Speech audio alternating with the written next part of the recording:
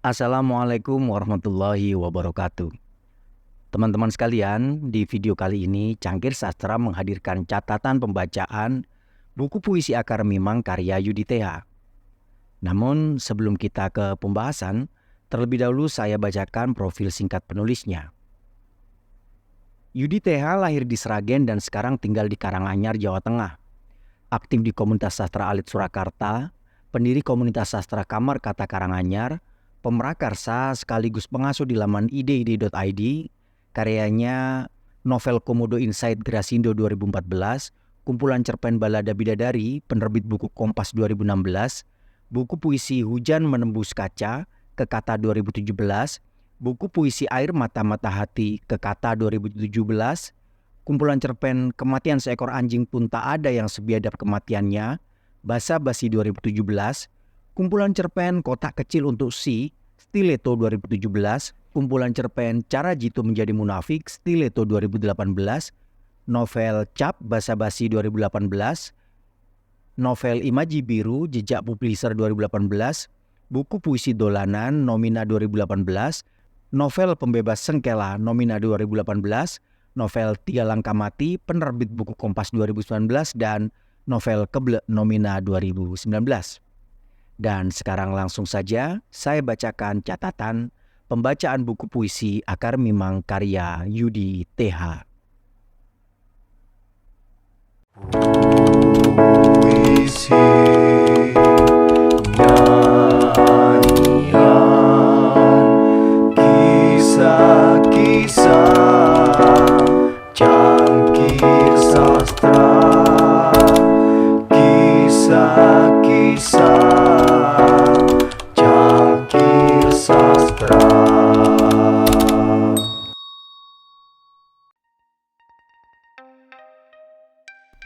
Tenang, mereka cuma hantu. Catatan pembacaan buku Akar Mimang karya Yudi TH. Sebagai orang yang lahir dan besar di lingkungan Jawa, tentu saja sedikit banyak saya mengenal cerita-cerita hantu. Dan sebagai orang Indonesia, saya juga tahu bahwa hantu tidak hanya ada di Jawa. Ada yang saya kenal ceritanya dari orang-orang di sekitar saya, dan ada juga yang melalui film. Saya mengenal misalnya cerita hantu pocong, sundel bolong, genderuwo, jerangkong, celangkung, dan beberapa hantu lain. Saya sama sekali tidak menduga jika hantu-hantu di Nusantara itu ternyata demikian banyak jumlahnya sebagaimana dituliskan oleh Yudi TH dalam buku kumpulan puisi Akar Mimang. Saya, mungkin juga para pembaca, baru tahu ada nama-nama hantu seperti Atun Aye, Beku Ganjang, Ohang Pande, dan Welto yang menurut penyair justru terkenal di Surabaya. Sebab sekepal pengetahuan saya, cerita hantu di Surabaya terutama di wilayah Kecamatan Karangpilang yang berada di sebelah utara Sungai Brantas dan Jambangan di sebelah selatan, yang saya ketahui diantaranya Bajul Kroman, Sorowudo, entah bagaimana ejaannya, Kalap, dan hantu Bokong Kukusan. Bajul Kroman, Sorowudo, dan Kalap adalah para makhluk yang mendiami sungai. Jika nama-nama itu disebutkan, anak-anak akan berpikir dua kali untuk main ke sungai. Hati-hati mandi di sungai, nanti kamu dibawa Sorowudo. Demikian kira-kira peringatan yang sering saya dengar sewaktu kecil. Terkait cerita hantu Sungai Brantas di Surabaya ini, muncullah seorang lelaki bernama Mbah Kalap. Dia sangat terkenal karena keahliannya menemukan orang-orang yang hilang karena tenggelam di sungai. Lewat sebuah wawancara di Radio Susana yang sangat terkenal pada waktu itu, terungkaplah cerita fantastis tentang dunia gaib di dalam sungai. Katanya ada kehidupan lain di dalam sungai yang kurang lebih sama dengan kehidupan di darat. Di sana ada perkampungan dengan sekian penghuni, dan dari para penghuni itulah Mbak Kalap biasa mengetahui keberadaan orang yang hilang karena tenggelam di sungai. Adapun hantu Bokong Kukusan adalah hantu yang mengambil orang-orang saat mereka terlelap. Kita harus tidur di atas lantai untuk mencegahnya. Bentuk pantatnya yang serupa kukusan beras membuatnya tidak bisa terlalu merunduk dan hanya mengambil orang-orang yang tidur nyenyak di atas kasur. Produksi kebudayaan. Persinggungan manusia dengan Tuhan dan alam melahirkan kebudayaan, tentulah sudah kita maklumi. Sejak zaman manusia purba hingga saat ini, kita telah mengenal sebagian di antara aneka bentuk kebudayaan tersebut. Ada kebudayaan asli dan ada juga yang campuran. Kebudayaan asli lahir dan berkembang di suatu lingkungan kebudayaan tertentu, sedangkan kebudayaan campuran dilahirkan lewat percampuran antar kebudayaan yang secara alamiah bertemu. Kebudayaan itu ada yang bersifat kolaboratif dan ada pula yang bersifat agresif. Kebudayaan kolaboratif menjaga kelestarian hubungan manusia dengan Tuhan dan alam. Sebaliknya, kebudayaan agresif cenderung menjarah.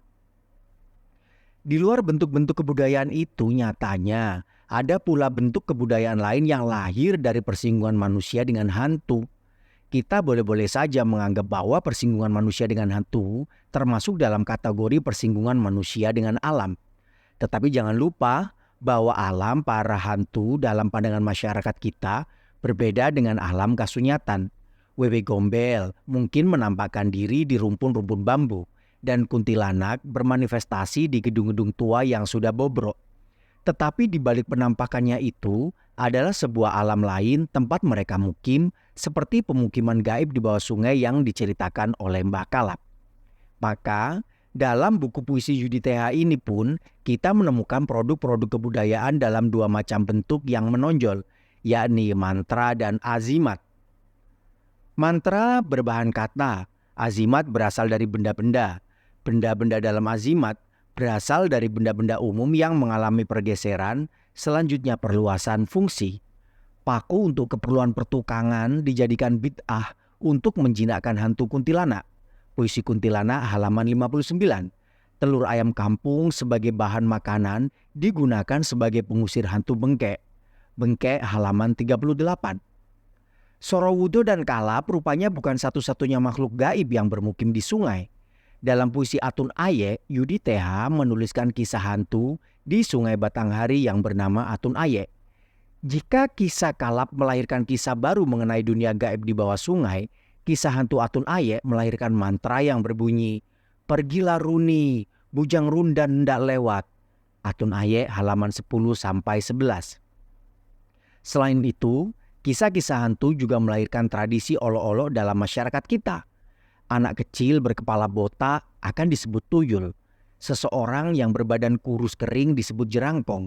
Adapun jin tomang yang berbadan gemuk, kepala botak, dan berperut buncit oleh Yudhiteha diajukan sebagai padanan pejabat.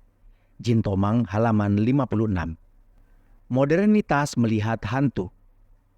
Dalam kata pengantarnya di buku ini, Yudhiteha antara lain menyatakan bahwa kisah-kisah hantu bisa tumbuh karena kuatnya tahayul di dalam masyarakat nenek moyang dahulu.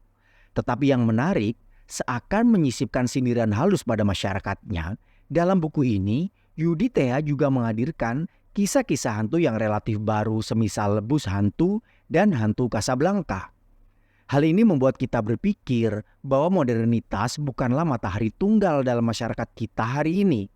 Perhatikanlah film-film hantu yang menguasai pasar film Indonesia belakangan ini. Sundel Bolong, Suster Ngesot, Hantu Jeruk Purut, Si Manis Jembatan Ancol adalah para selebritas yang berasal dari dunia hantu. Ketenaran mereka bisa digunakan sebagai bukti bahwa masih ada dualisme pemikiran di dalam masyarakat kita. Satu sisi berpihak pada pemikiran modern, di sisi lain berpihak pada tahayul tempat hantu-hantu tumbuh subur.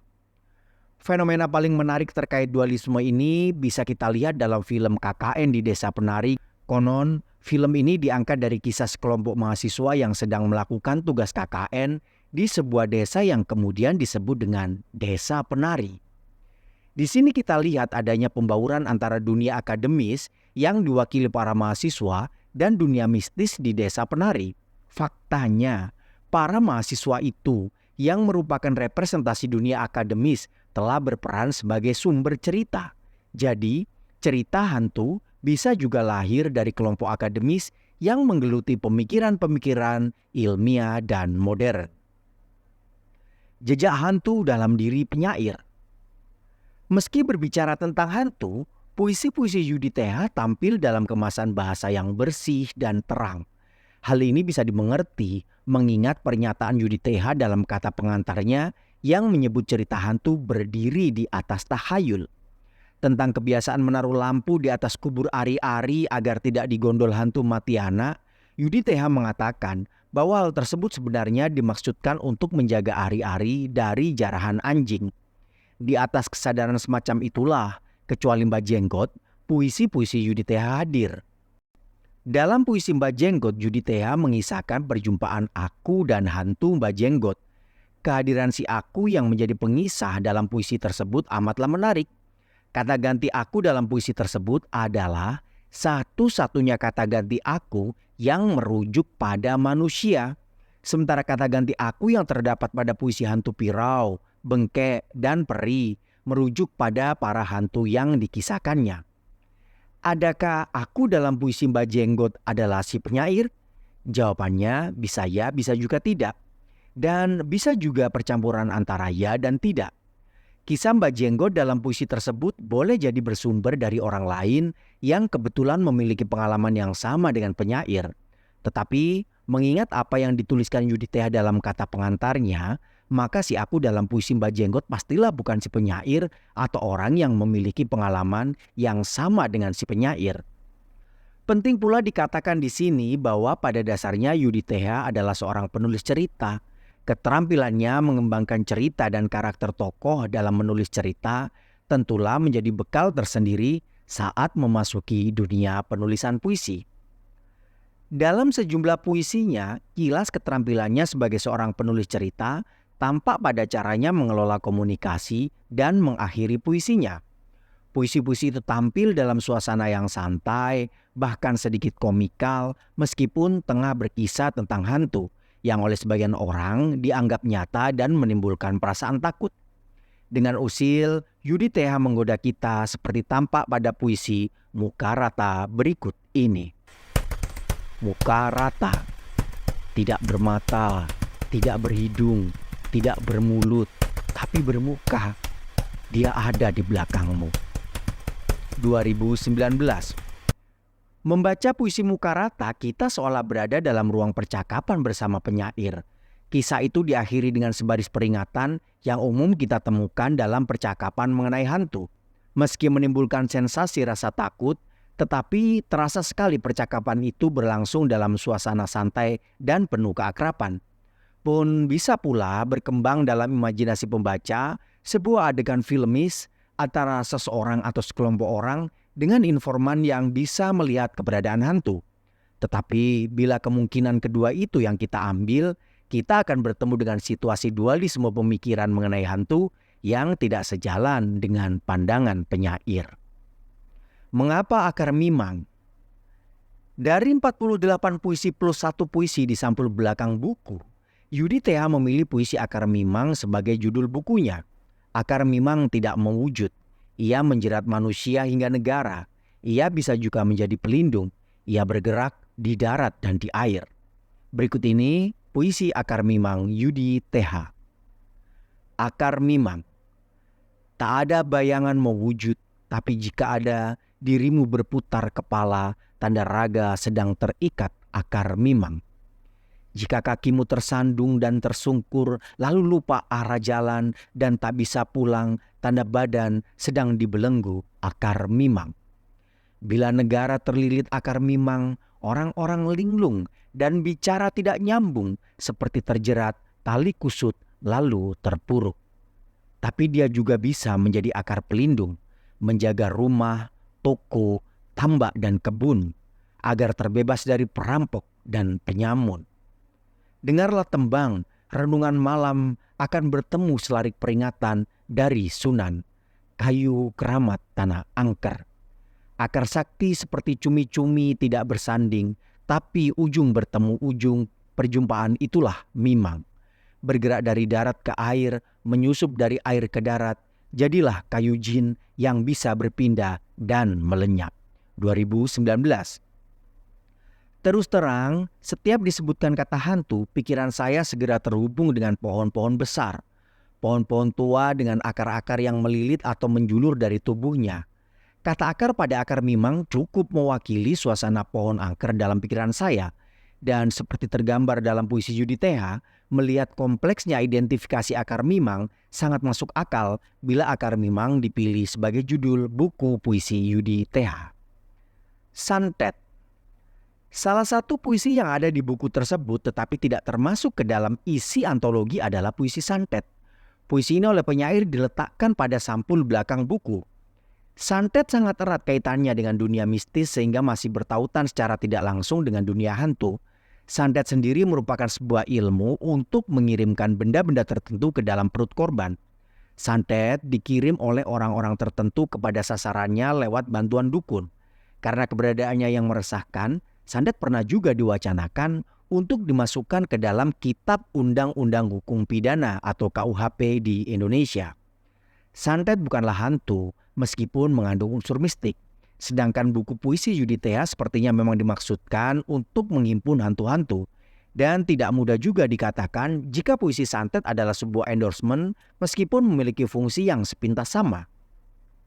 Endorsement biasanya dituliskan oleh pihak lain sebagai suara dukungan terhadap sebuah buku. Endorsement menarik minat orang kepada sebuah buku. Semakin kuat tarikannya, semisal dari sisi nama si penulis endorsement, semakin kuat pula minat orang untuk membeli buku tersebut. Puisi santet pastilah ditulis oleh Yudi TH. Sebab andai puisi itu tidak ditulis oleh Yudi TH, pastilah ada nama yang dilekatkan sebagai penulisnya.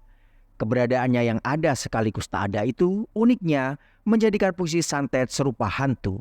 Hal itu telah cukup memberikan alasan kehadirannya pada buku Akar Mimang. Wallahu a'lam bishawab, Surabaya 2023.